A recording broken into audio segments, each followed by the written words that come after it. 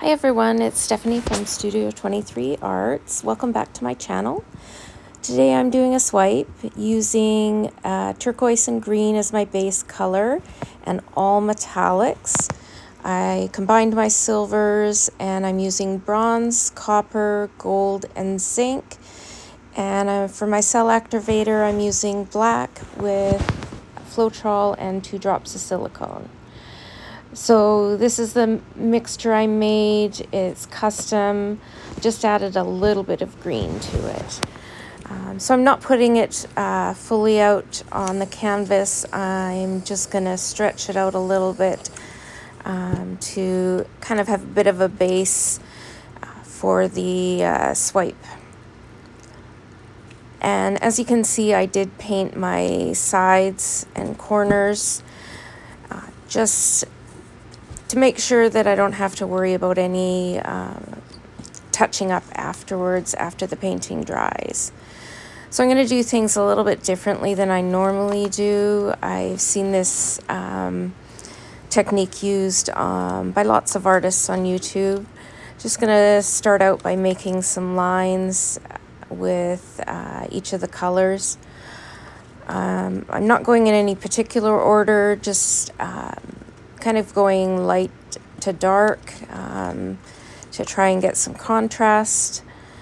And I'm kind of going to see how it goes as the painting goes along to see if I need to add more color and more lines.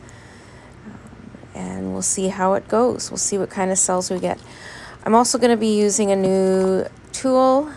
The little palette knife there I haven't used before. Usually I use a little piece of plastic, so I don't know how this is going to turn out. I did notice in the first swipe there it does kind of sit a little heavy on the paint. So there's some really pretty cells initially and lots of color, but it doesn't seem to pull the paint through the full strip of the swipe. The color's pretty thin on the second half of the strip. So the color seems to be kind of hugging the sides there. So I decided to add a little bit more of the base color just so I had a bit larger working area. And I'm going to add some more colors, try to get a little bit more color in the center. So I'm not having to tilt all the color off when I'm done. And I'm just going to kind of go with some random colors here, no rhyme or reason, just do maybe 2 or 3 colors at a time. And we'll see how it goes. I'm still going to stick with the palette knife that I have here just to see how the painting turns out. And I'm just going to keep adding lines of color here, I think, until I am happy with the composition and how much color I have. I find it actually is a little bit harder to control the pressure into the paint with this piece just because it is a bit heavier, whereas the piece of plastic that I normally use, it's so feather light on the paint, so it doesn't sink into the paint very much, and it really makes for really easy swiping. So I think after this I'll probably go back to the piece of plastic. And I've used paper towels before for smaller projects because I can tear them up into really thin strips. That works really well too, and doesn't sink into the paint either. So hopefully I can get a little more color into the center here. That seems to be working a little bit better. I'm trying to lighten up the pressure to very, very little pressure.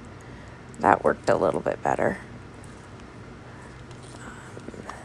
So I think I'm going to do one more here just to get a little bit more color, and I think I'm happy with the amount of color I've got in there. I want this painting just to be full of metallics, and really the turquoise just being the accent color. There There we go. And I'm just going to give it a torch to make sure there's no bubbles. I did just mix up my paint about 30 minutes before doing the painting. And I like to make a few lines always, just so that the swipes, there's no hard lines beside them, so that they're nice and curvy, look like they naturally blend together. Makes for a little bit nicer design. But it's up to you. You can really do whatever you want. You can even run it through the middle of them. However the design calls to you, and whatever your creativity, wherever it takes you. So once I'm happy with the design, I'm going to add a little bit of paint to the edges. I have some of the metallics left, so I'm going to use that just to make sure that the design doesn't roll under itself. If there's no paint on the canvas when you're tilting it out, any design you have will actually roll under itself. So it's important to make sure all edges of the canvas have a little bit of paint on them. It doesn't need much. You can actually just use your hand and moisten it up, and then that way it will flow over the wet paint when you're stretching the paint out to the edges of the canvas. I'll use a popsicle stick sometimes, but sometimes it's just a little bit easier when there's a little more canvas to take your gloved hand and just rub it. Which I think at this point, I think that's what I did. Yeah. Because you don't have to really have a lot of paint, because the paint on the canvas is enough to cover the canvas once you stretch it out.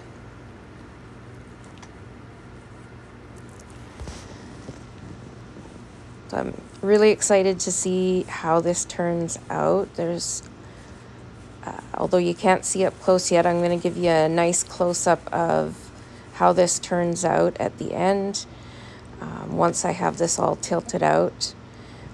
If you're new to painting, you take your time. You want to kind of stretch to each corner before going over the edges, so the paint is kind of stretched out more into a rectangular shape, and then start going over the corners and edges. It takes a little bit of practice when you're first starting to get the hang of how to tilt the paint.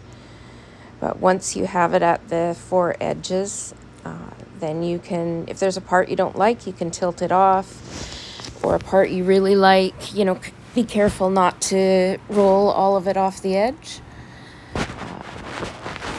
And even once you have the edges all covered, you can even manipulate and tilt it a bit so that the design is to your liking. So now I'm just going to get it off the edges, so the corners and our edges are all covered.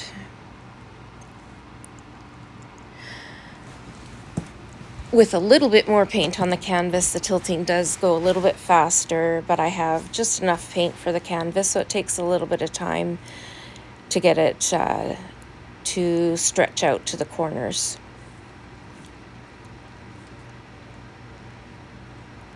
I notice when I paint, I tend to use just the right amount of paint as opposed to too much. I try to do that so I don't end up wasting paint. As you can see, my drip-off area is pretty messy. I don't have a clean table every time to collect the paint that drips off. I try to scrape it up and reuse it. If I have a dry table or a dry box when I'm painting, and then I reuse it either to make some paint skins or to make another painting. So don't worry, I'm not wasting a ton of paint, even though it's going into my drip-off area. So I'm just about done tilting and just about have it where I like it. So I'll take you in for a close-up here so you can see how gorgeous everything turned out. So here we go. The black cell activator created some beautiful black lacing throughout the painting. There, just look at that. And the gold, look at those beautiful gold cells. And the copper stands out beautiful. Thank you guys so much for watching. Here's a picture of the full painting on the wet result and the dry result. If you enjoyed the video, please like and subscribe to my channel, and I'll see you on the next video.